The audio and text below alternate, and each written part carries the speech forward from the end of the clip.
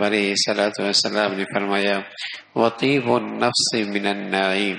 اور دل کا ہر وقت خوش رہنا یہ بھی اللہ کی بڑی نعمت ہے۔ آپ علیہ الصلوۃ والسلام غسل کر کے تشریف لائے نا تو طبیعت میں بڑی بشاشت تھی، طبیعت میں بڑی تازگی تھی۔ تو پوچھا رسول اللہ ایسا لگ رہا ہے کہ آپ کی طبیعت میں بڑی بشاشت ہے؟ اور فرمایا ہاں ہاں۔ پھر آپ نے آخر میں فرمایا وطیب النفس من النعیم، اور طبیعت کا خوش رہنا اندر سے، ہاں، اور طبیعت کا جسے کہیں کہ پربہار رہنا یہ بھی اللہ کی بڑی نعمت ہے کہ ہر وقت آدمی خوش رہے۔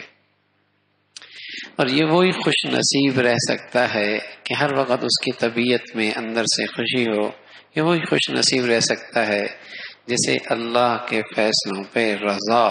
ہر حال میں اللہ کے فیصلوں پہ راضی ہونا آ جائے، ہر حال میں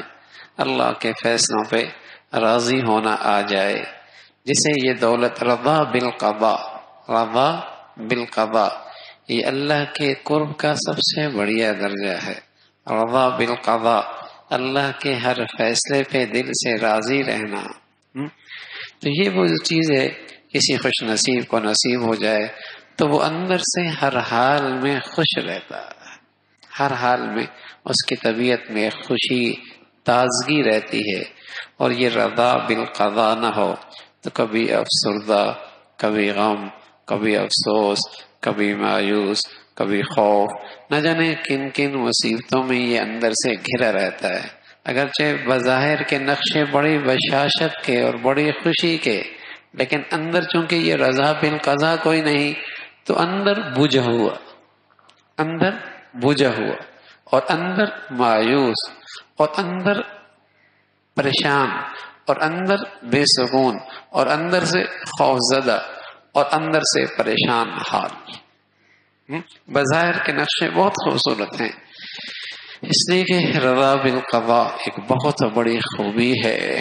کہ ایتھا النفس المطمئنہ ارجعی الی ربک راضیۃ مرضیہ فادخلی فی عبادی وادخلی فی جنتی۔ اے نفس مطمئنہ، یہ جو ہے نا،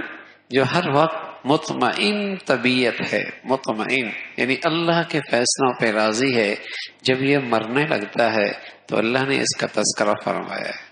کہ جب یہ مرتا ہے تو مرنے لگتا ہے تو اس کی کیفیت کیا ہوتی ہے۔ یا ایتھا النفس المطمئنہ، اے نفس مطمئنہ جو ہر حال میں مطمئن رہا، اللہ کے ہر فیصلے پہ مطمئن رہا،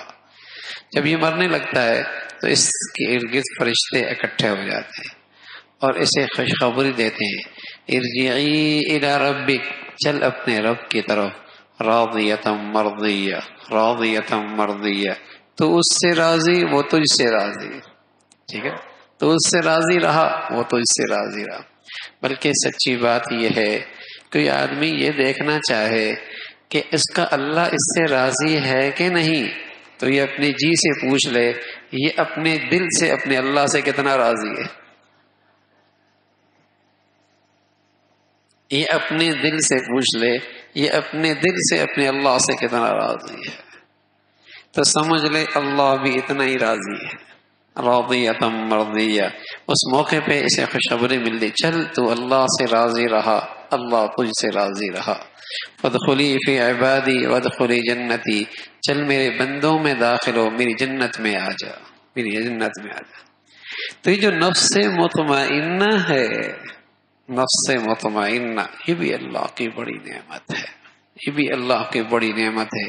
لیکن میرے عزیزو یہ اسی خوش نصیب شخص کو نصیب ہوتی ہے جسے رضا بالقضاء کی خوبی نصیب ہو کہ دنیا کے معاملے میں ہر حال میں اللہ کے فیصلے پہ راضی ہو، ہر حال جس حال میں اللہ رکھے مطمئن ہے، خوش ہے۔ مولا کے ہاتھ میں ہے، جیسے بیٹا ایک محبت کرنے والی ماں کے ہاتھ میں اور گود میں ہوتا ہے تو باپ کو اور بھائی کو اور بہنوں کو فکر نہیں ہوتی کہ بھیا کا کیا ہوگا، بھیا کا کیا ہوگا، یا باپ کو فکر نہیں ہوتی کہ بیٹے کیا، اسے پتا ہے پیار کرنے والی ماں کے ہاتھ میں بیٹا ہے، ہاں اس کے ہاتھ میں بیٹا ہے، مطمئن ہوتا ہے نا، بھیا اماں کے ہاتھ میں ہے، بھیا اماں کے ہاتھ میں محبت کرنے والی. تو اسی طرح جب یہ خیال آ جائے کہ پیار کرنے والے رب کے ہاتھ میں میری زندگی کی باغ دوڑ ہے، کیا مسئلہ ہے؟ کیا مسئلہ ہے؟ وہ جو فیصلہ فرمائیں گے اچھا ہی فرمائیں گے. تو یہ نفس مطمئنہ جس شخص کو نصیب ہوتا ہے، یہ اللہ کی بڑی نعمت ہے.